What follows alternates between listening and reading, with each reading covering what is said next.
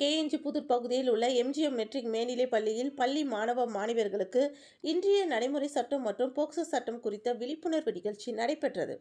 அனைத்து சமூக மக்களுக்கு உதவும் பேரவை சார்பாக கோவை மாவட்டம் புதூர் பகுதியில் உள்ள எம்ஜிஎம் மெட்ரிக் மேல்நிலைப் பள்ளியில் பயிலும் மாணவ மாணவியர்களுக்கு இன்றைய நடைமுறை சட்டம் குறித்தும் போக்சோ சட்டம் குறித்தும் விழிப்புணர்வு ஏற்படுத்தப்பட்டது.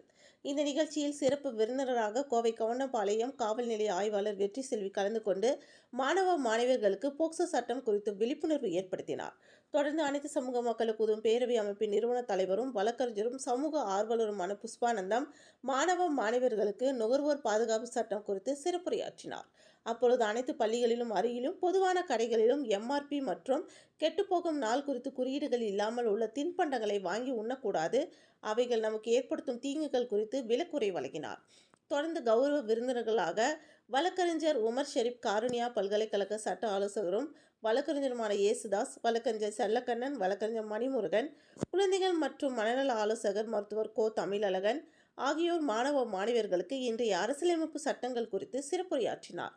இந்த நிகழ்ச்சியில் எம்ஜிஎம் பள்ளியின் தலைமை ஆசிரியை சீலா ஆண்டனி, ஆசிரியை பிலோமினா, சட்டக்கல்லூரி மாணவர் ஆனந்த், கோவில்பாளையம் செல்வி, வழக்கறிஞர் குமாஸ்தாக்கள் திவ்யா, லட்சுமி, ஜான், பொள்ளாச்சி, பத்மாவதி உள்ளிட்ட பலர் கலந்து கொண்டனர் என்பது குறிப்பிடத்தக்கது.